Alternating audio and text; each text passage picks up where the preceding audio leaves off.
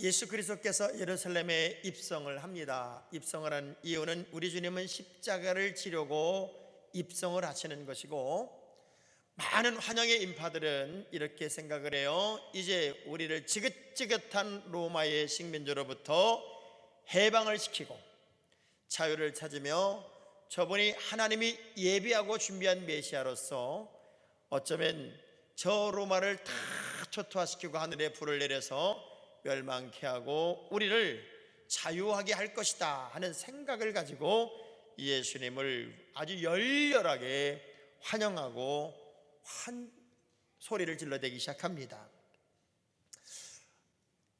지금 들어오시는 예수님은 정말 괜찮은 예수여야 하고, 그리고 개선장군 같은 영웅이어야 하고, 강력한 힘을 가지고 있어야 하고, 그런 마음으로 그야말로 열광을 하고 있는 환경이었어요. 그런데 우리 주님은 사실은 이스라엘을 외형적으로 구원하기 위하여 예루살렘으로 들어가는 것은 아니었고, 인류의 모든 죄를 짊어지시고 십자가를 짐으로써 죄로부터 해방을 주기 위해 이제 예루살렘에 입성하는 것이었어요. 뭐가 안 맞았어요? 기대하는 사람들의 기대와 우리 예수님의 생각은 달랐어요.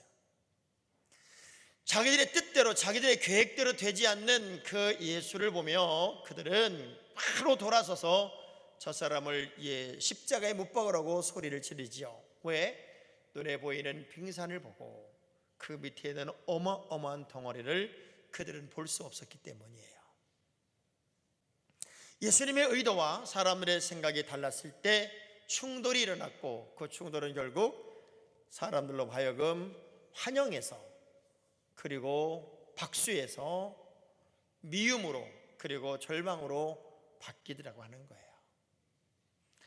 살아가는 동안에 내 생각대로 되면 얼마나 좋겠어요. 내 마음대로 되면 얼마나 좋겠어요. 그런데 우리는 내 생각대로, 내 마음대로 안 되는 게 참 많아요. 그런데 거기에도 뜻이 있어요. 거기에도 계획이 있다고요. 그래서 우리가 제대로만 알아도, 제대로만 우리 주님과 코드가 맞아도 여러분 신앙생활이 신바람이 날 수 있습니다.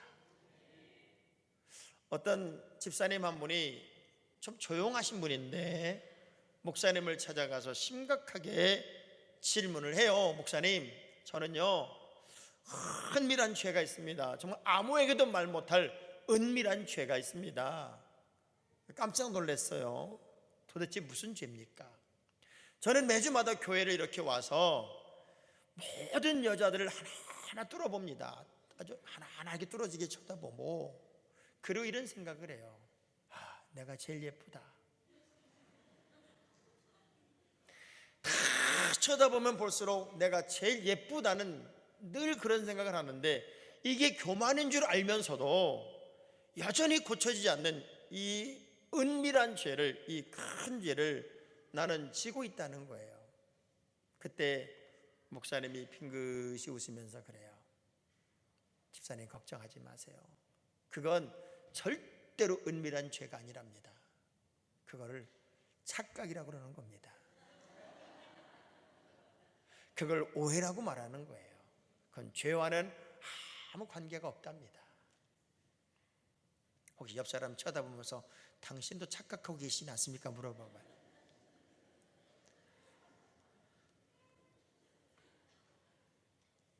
그리스도의 십자가 이야기, 종려주일의 이야기, 그리고 고난과 부활의 이야기가 얼마나 중요했으면 신약성, 특별히 사복음서에서 종려주일부터 시작되는 고난주간의 이야기는 네 복음서에 다 들어있습니다.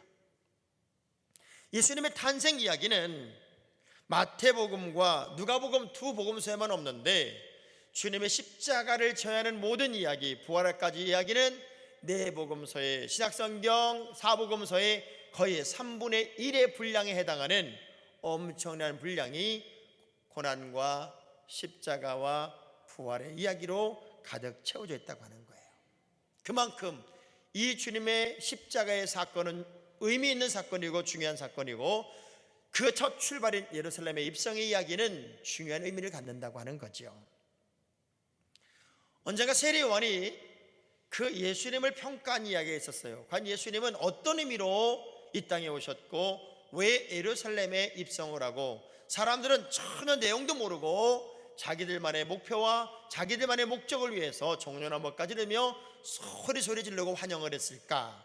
근데 세례요한은 이미 예수님이 어떤 분인지를 알았어요. 그래서 요한복음 1장 29절의 말씀은 세례요한이 예수님을 보고 처음에 한 표현이에요. 시작.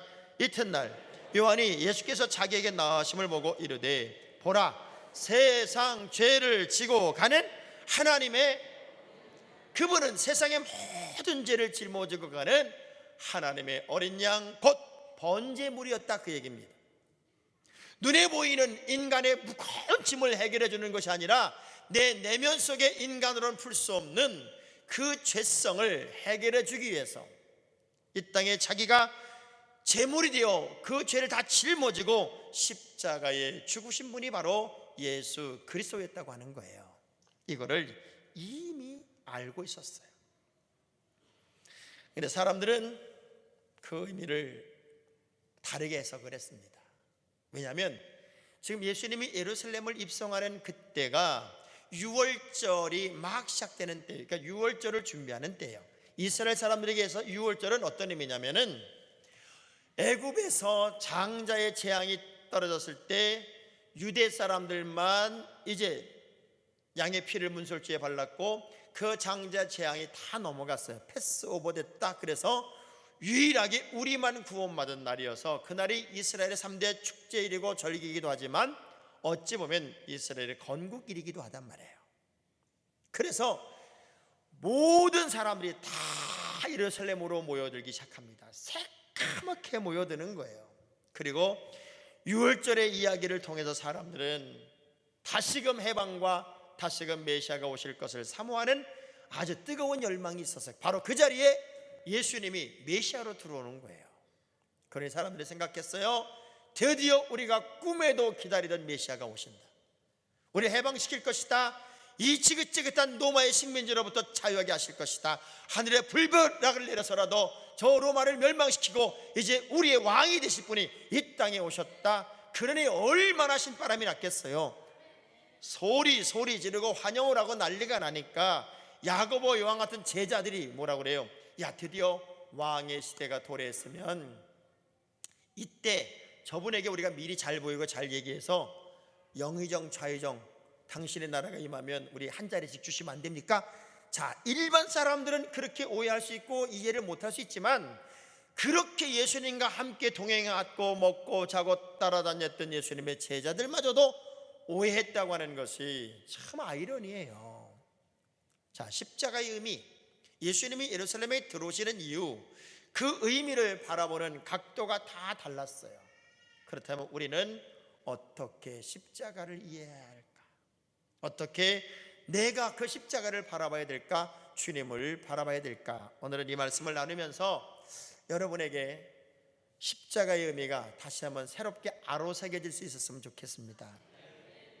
뭔가 코드가 맞는다는 게 참 중요하잖아요. 그런데 유대 민족이 생각한 십자가는 해방의 십자가, 화려한 십자가, 자기들의 욕구와 욕망을 해결해 줄 십자가로 이해를 해요. 왜냐하면 예수님은 십자가를 지러 오시는 거예요. 어떤 이유인지는 아직은 몰라요. 내가 사흘 만에 부활한다는 이야기도 이미 예언이 돼 있었고 이미 설명을 했어요. 그러면 예루살렘에 들어오는 것은 어떤 이유인지는 모르지만 이미 주님의 십자가가 예배되어 있어요. 그런데 그 십자가를 지러 오시는 예수님을 세상 사람들은, 유대인들은 화려한 십자가, 그리고 나에게 필요한 십자가를 지실 예수로 생각했다고 하는 거예요. 이 코드가 맞는다는 게 참 좋은 건데, 여러분이 예수를 믿으면서도 십자가의 의미를 제대로 알면 예수 믿으면서 힘들다고 그러지 않아요. 신바람 난다고 그래요. 막 감격스럽다고 그래요. 세계적인 음료 회사가 만들어졌고 한 영업사원이 총 책임을 지고 아랍권에 음료수를 팔러 갔어요. 그래서 영업을 하는 거예요. 근데 이 사람은 영업 전략이 뭐였냐면은 사진 3장을 딱 붙여서 우린 이렇게 당신들에게 필요한 음료수를 가지고 왔습니다 하고 설명을 할 거예요. 그래서 3개 사진을 만들었다는 거예요. 맨 첫 번째 사진은 아주 탈진하고 탈수해서 꼬꾸라져 있는 사진 하나. 두 번째 사진은 자기네 음료수를 먹고 있는 사진, 벌컥벌컥 먹고 있는 사진. 그리고 세 번째 사진은 힘을 내서 다시 뛰고 신바람 나 있는 사진. 그래서 그 사진 세 장을 딱 걸어놓고 음료수를 팔려고 모든 모객을 하고 사람들을 모았는데 옆에 사람이 그래요. 대박 났지. 그 영업 책임자가 이렇게 말해요. 쫄딱 망했어. 왜? 아랍 사람들은 글을 거꾸로 읽더라고. 아랍 사람들은 글을 거꾸로 읽으니까 신나게 달리던 사람이 음료수를 먹더니 탈진해서 꼬꾸라져 있어요. 이 사람의 전략은 탈수하고 탈진한 사람이 음료수를 먹고 신나게 뛰는 곳으로 생각했는데 아랍은 우리랑 반대로 읽는단 말이에요. 그래서 얻어 터지고 안 온 게 기적이었다, 그런 얘기를 하더라는 거예요. 자, 코드가 맞는다. 하나님의 계획과 그리스도의 뜻과 나의 생각과 나의 믿음이 코드가 맞는다. 이건 참 신바람 나는 일이었을 거예요. 유대인들은 이미 자기들의 의도와 자기들의 생각과 예수님이 코드가 안 맞는다는 사실을 인지하기 시작해요. 왜 저렇게 초라하게 들어오지? 그리고 우리를 구원할 만한 그런 에너지가 안 보이는데 말씀 하나하나 하는 것마다 실망이 계속되는 거예요. 왜 그럴까요? 화려한 예수를 꿈꿨기 때문에 그래요. 많은 분들이 예수를 믿으면서 십자가의 의미를 몰라요.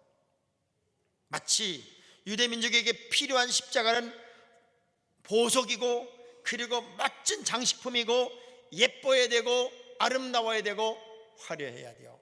내가 예수를 믿으면 정말 잘 돼야 되고 자존심 상하면 안 되고 기분 나쁜 소리 들으면 안 되고 억울하면 안 되고 때론 그런 것에 조금 손상이 오면 나는 기분 나빠해서 못 믿겠어, 나는 힘들어해서 못 믿겠어, 이렇게 말할 수 있는 그 믿음이 화려한 십자가를 꿈꿨던 믿음이었다, 그 얘기예요.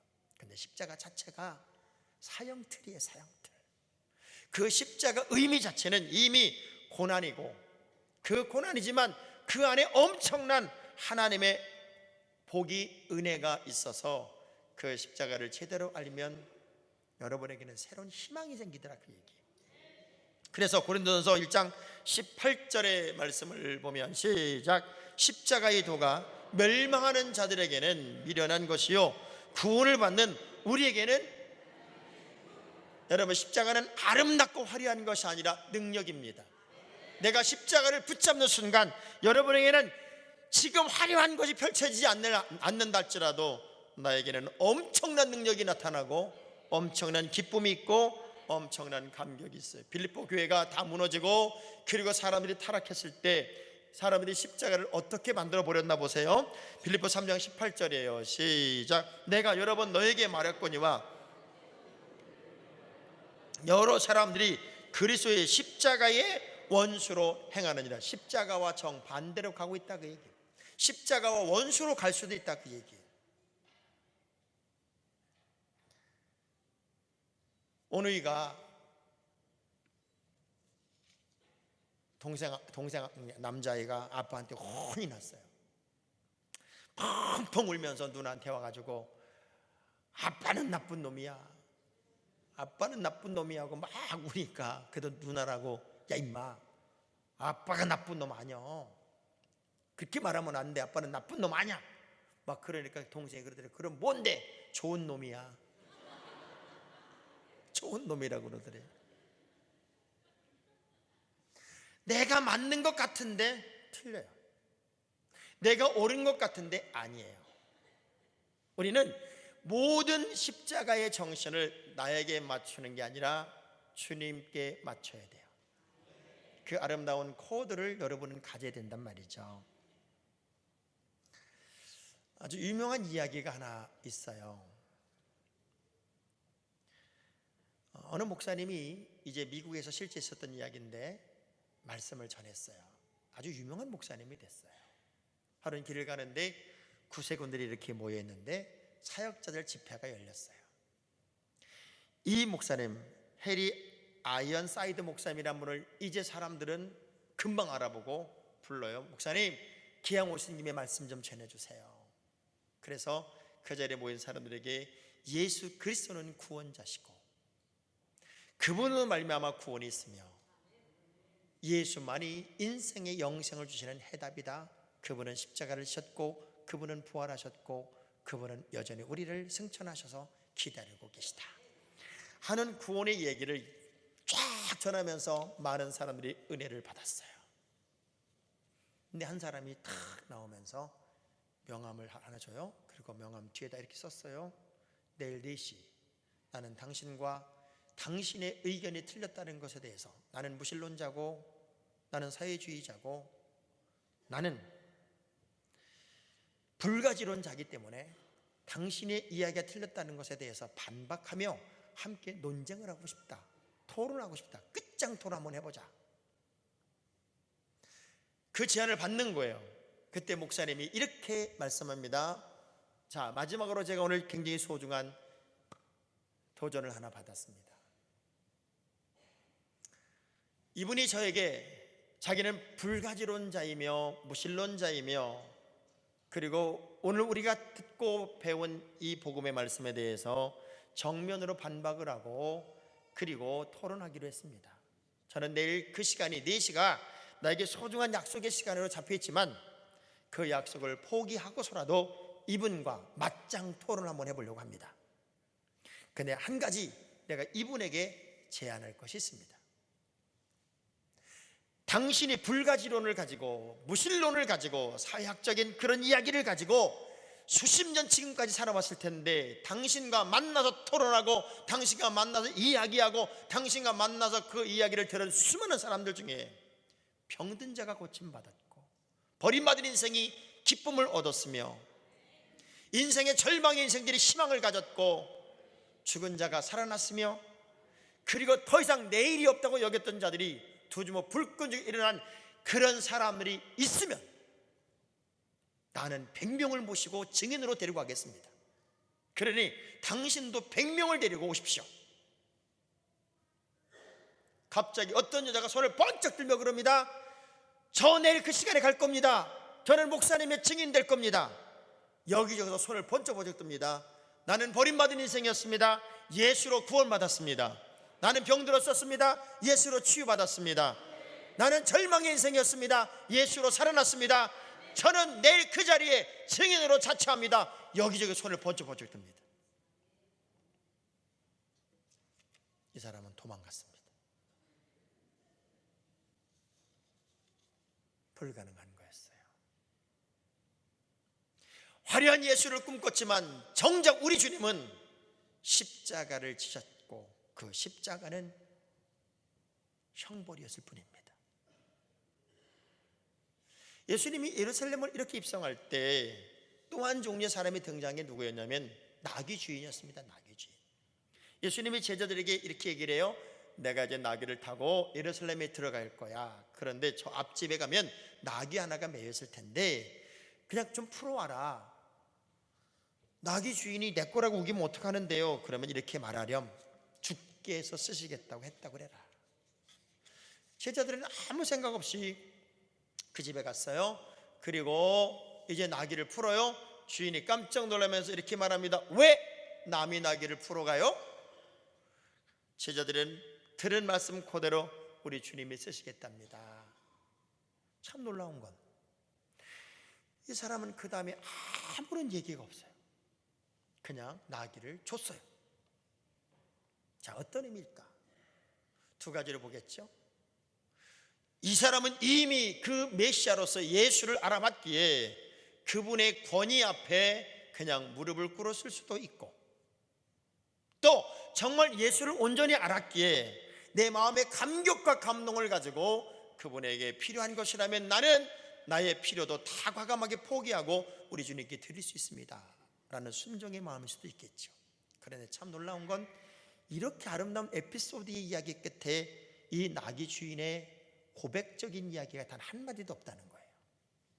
그렇다면 이것은 아마도 그분의 권위에 복종한 게 아닐까. 많은 사람들이요, 내가 이러다가 혹시 주님한테 혼나는 거 아니야? 내가 이렇게 가다가 하나님한테 벌 받는 거 아니야? 내가 예수 제대로 안 믿으면 하나님이 때릴 거 아니야? 무서운 거야. 두려운 거예요. 아니면 내가 지금 이 나귀를 주님께 드리면 저분이 왕이 되었을 때 나에게 하스품으로 나귀 한 200만 원 주지 않을까? 그런 계산도 들어갈 수 있겠죠. 정말 중요한 것은 권위에 복종하든 아니면 그분의 말씀에 순종하든 우리가 우리 주님을 인정할 수 있는 믿음이라면 그 믿음에는 열매가 있어요. 구멍가게 하나를 차리려고 해도 계획이 필요하고 준비가 필요합니다. 회사를 경영하는 사람들에게 늘 물어봐요. 뭐가 제일 고민이에요? 그러면 회사를 경영하는 사람들은 한결같이 이 말을 합니다. 쓸만한 사람이 없어. 쓸만한 사람이 없어. 정말 내가 마음 편하게 뭘 맡길 만한 사람이 없어. 늘 느끼는 어떤 사람에 대한 한계, 그리움을 사람들은 이야기해요. 근데 우리 주님이 가장 적절하게 쓰셔야 했던 게 뭐였나 봤더니 그 나귀였어요. 아무것도 아닌 나귀였단 말이에요. 그 나귀를 과감하게 내어준 이 사람은 어쩌면 주님의 권위에 복종됐겠고 그 주님의 쓰임에 무릎을 꿇었던 그런 사람이었기 때문에 화려하지는 않지만 나의 생각, 나의 의지, 나의 뜻, 나의 방향을 과감하게 십자가에 못 박을 수 있었던 사람이었어요. 자, 갈라디아 5장 24절의 말씀을 보면 갈라디아서 5장 24절 시작. 그리스도 예수의 사람들은 육체와 함께 그 정욕과 탐심을 어디에 못 박아요? 내 의지는 이게 아니에요. 내 생각은 이게 아니에요. 이건 좀 억울하기도 해요. 이건 좀 속상하기도 해요. 그렇지만 주님이 쓰시겠다고 했으니까 그분의 뜻에 맞추기 위해 나는 내 것을 과감하게 포기할 수 있었다, 그 얘기예요. 권위에 그분의 은혜에 순종할 수 있었다면 새벽 예배를 이렇게 우리가 고난주간 한 주간 또 드리려고 합니다. 이런 생각을 저는 해봤어요. 어떤 분들이 그러죠? 새벽 예배 정말 힘들어. 어떤 놈이 새벽 예배 만드는지 난 진짜. 목사님들도 그러고 장로님들도 그러고 새벽 예배를 늘 하는 분들도 그런 얘기를 해요. 우리가 밤을요 5경으로 따지면 1경, 2경, 3경, 4경, 5경으로 따지면 요 새벽 예배 4시에 5시 요 시간은 4경에서 5경으로 넘어가는 시간이에요. 그 시간이 인간에게는 가장 깊은 잠을 자는 시간이래요. 그래서 도둑놈들이 제일 많은 시간이 그 시간이래네. 가장 깊은 잠을 자기 때문에. 근데 우리는 그 시간을 깨요. 하나님께 기도하는 게 새벽 예배더라고요. 그러니 어려워요, 안 어려워요? 어렵죠. 근데 놀라운 건 성경은 아브라함 때부터 아침에 일찍 일어났고 예수님도 새벽 미명에 나가서 기도하셨고, 그래서 기독교인의 가장 중요한 어찌 보면 자기 관리의 신앙은 새벽 예배일 수도 있다. 우리나라에서 최고로 새벽 예배에 많이 모이는 교회가 명성교회예요. 뭐 몇만 명이 모여. 근데 그런 생각을 저는 해봤어요. 우리는 몇만 명, 몇천 명 교인도 아니지만 명성교회가 새벽 예배 다 모일 때 100% 모이지는 않을 것 같아. 100% 아마 20, 30%만 모일 것 같아요. 근데 이런 거 도전해보면 어떨까? 우리 교회가 100% 모이는 새벽 예배. 야, 그러면 우리 하나님이 더 기뻐하지 않을까? 요 얘기는 내일 새벽에 나오라 그 얘기예요.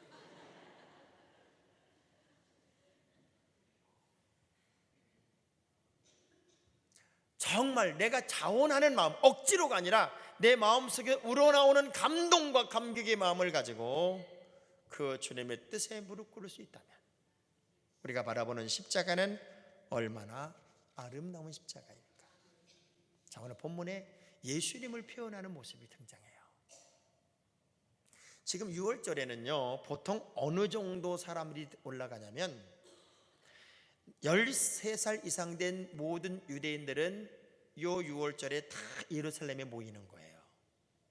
그러니까 13살 이상 된 사람들이 다 예루살렘에 모여서 예루살렘 성 안쪽에 일주일 동안 머물거든요. 그러니 얼마나 많은 사람이 거기에 올라왔을까 상상을 해보세요. 요세푸스란 사람은 300만 명쯤일 거다라고 얘기하지만 정상적인 고종을 보면은 한 20만 명쯤 될 거라는 거예요. 예루살렘을 가보면 예루살렘이 그렇게 큰 도시가 아니에요. 근데 거긴 예루살렘 성 안으로 들어와서 성전 쪽에 있으니까 거기에 20만 명이 들어가는 연도에 줄을 쫙 서서 정년음악까지를 흔들고 자기들의 겉옷을 벗어서 막 바닥에 깔면서 호산나 호산나 외치는 20만 명 정도의 함성을 연상해 보세요. 얼마나 대단했을까요? 모든 유대인들이 다 모이는 그 자리, 수십만 명이 연호하며 소리를 버럭버럭 지르는 그 자리, 우리는 어떤 욕심이 들까요? V자 한번 다 그려주고 싶어요. 그리고 멋지게 손 한번 흔들어주고 싶은 마음이 왜 없겠어요? 인간은 다 그런 유혹을 받아요. 근데 예수님을 소개하는 이야기 중에 나사렛 예수다라는 얘기를 해요. 나사렛 예수다. 자, 6월절에 올라가는 모든 사람들이 불렀던 찬양시가 시편 113편에서 118편이에요. 이 찬양은 대부분 다윗의 자손이요라는 호칭과 함께 불려져요. 근데 다윗은 이스라엘 백성들에게 있어서 가장 인정받는 사람이었고 최고의 사람이에요. 근데 이 다윗이 어디 출신이에요? 베들레헴 출신이에요.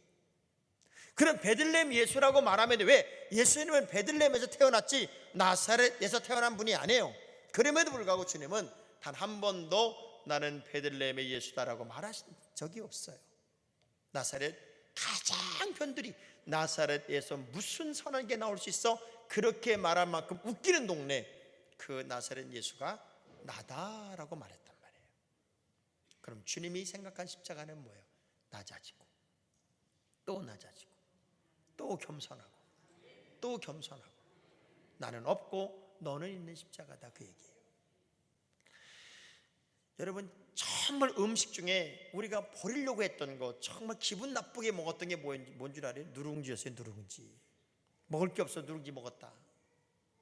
근데 요즘에 의학적으로 발견된 게 뭔가 봤더니 누룽지가 최고의 영양물질이고 최고의 해독제고 최고로 좋은 음식이라는. 우리 어머니들이 먹을 게 없어가지고 가마솥에 누룽지만 물 잔뜩 볶아가지고 탁탁 긁어서 누른밥만 드셨는데 그래서 이렇게 오래 사신 거예요.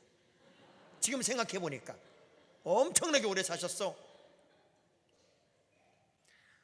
의학자들이 이렇게 표현했어요. 누룽지는 가장 훌륭한 영양물질이고 해독제다.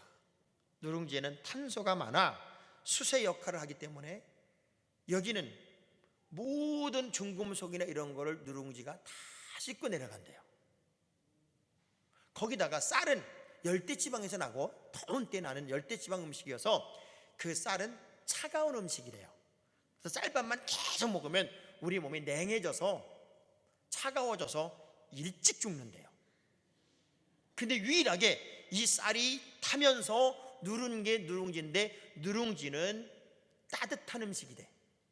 따뜻한 음식이어서 누룽지를 많이 먹으면 몸이 따뜻해져서 건강에 그렇게 좋아지는데 해독까지 하니까 얼마나 좋냐는 거예요. 저는 그래서 요즘에 누룽지만 먹고 있습니다. 씹어서도 먹고. 그 우리 배고팠던 시절 제일 오래 사신 분들이 누구예요? 가만히 생각해보세요. 할머니, 할아버지 일찍 돌아가셨어요. 어머니들 그렇게 밥 없어서 누룽지만 드셨는데 오래 사셨어요. 자, 옆 사람 쳐다보면서 누룽지를 드세요.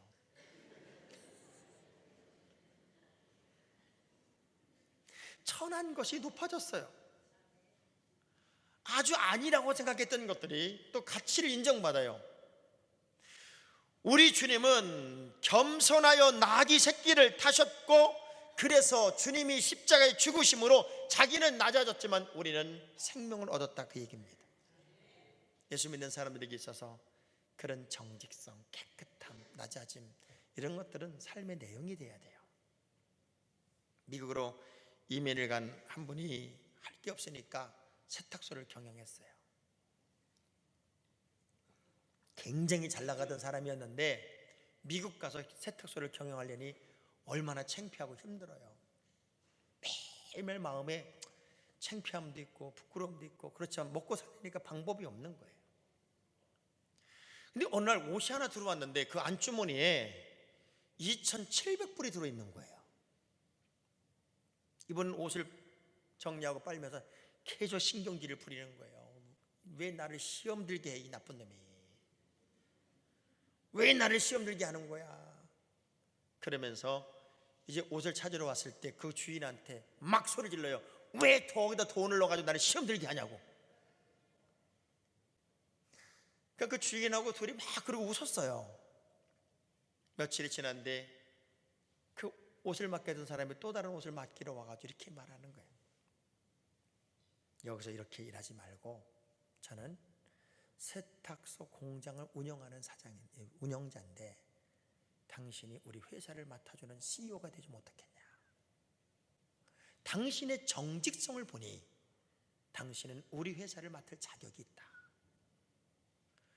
돈 안 훔친 것 때문에 이 사람은 한 방에 어마어마한 회사의 CEO가 됐어요. 그리고 지금 그분은 700명을 거느린 세탁 공장의 사장으로 일하고 있답니다. 자기 것으로 오너가 되어서. 화려하진 않아도 박수 받는 것은 아니어도 정말 내 몫에 주어진 이 거룩한 십자가를 제대로만 질 수 있다면 여러분에게는 우리 주님의 낮아짐의 모습 속에서 더 높아짐을 느끼는 것처럼 가장 소중한 십자가의 정신을 깨닫게 될 줄로 믿습니다.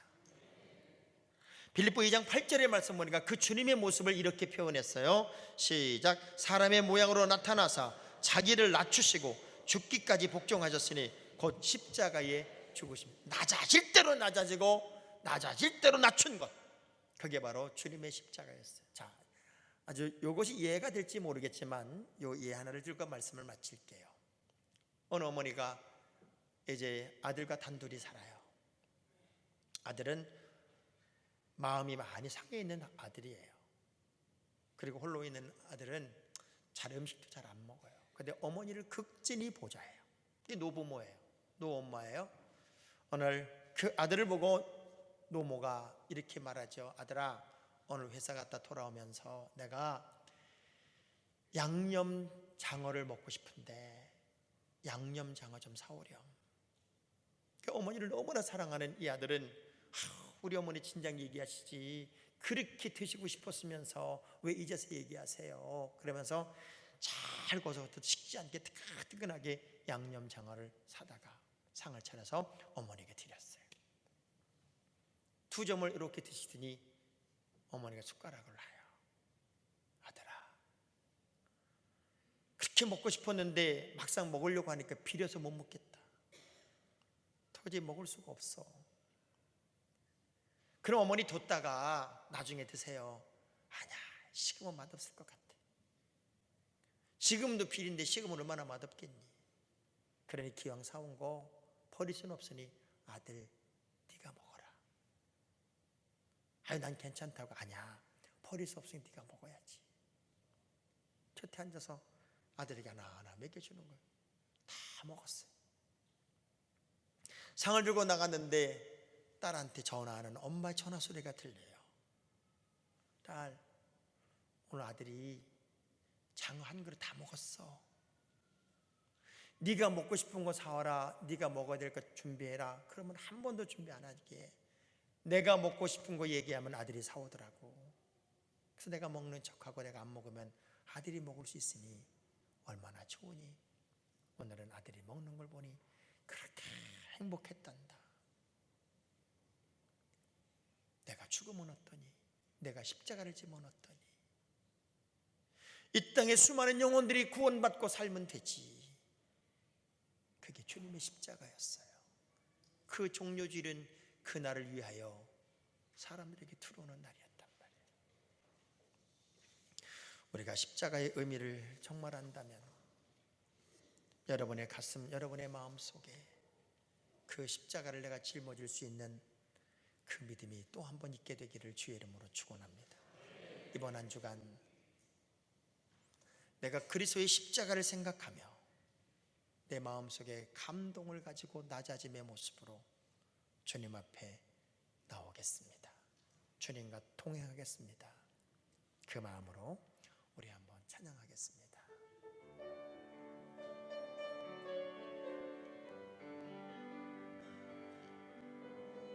우리 두 손을 가슴에 대고 찬양합니다. 내가 그리스도와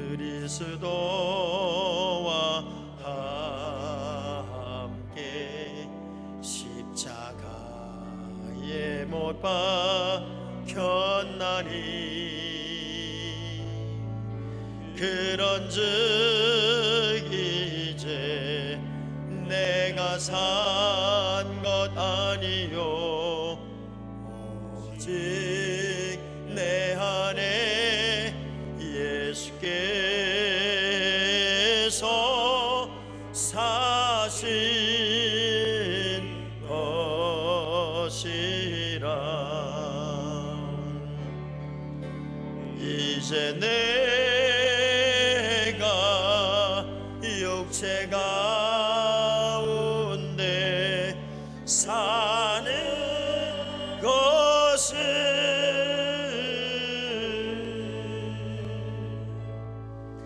나를 사랑하사 자기 몸 버리신 예수 위에 산 거. 이제 내가 육체 가운데 이제 내가 육체 가운데 사는 것은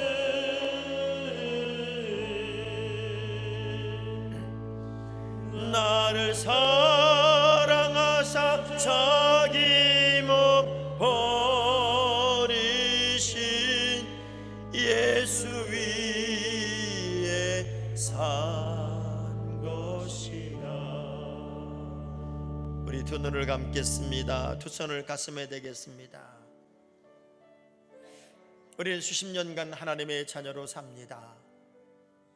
예수의 사람으로 삽니다. 과연 유대인이 꿈꾸고 바라던 십자가를 여전히 바라고 있습니까? 아니면 나귀 주인처럼 주님의 권위에 복종하며 내 것을 과감히 주님께 드릴 수 있는 섬김의 권위에 순종하는 십자가를 지고 있습니까?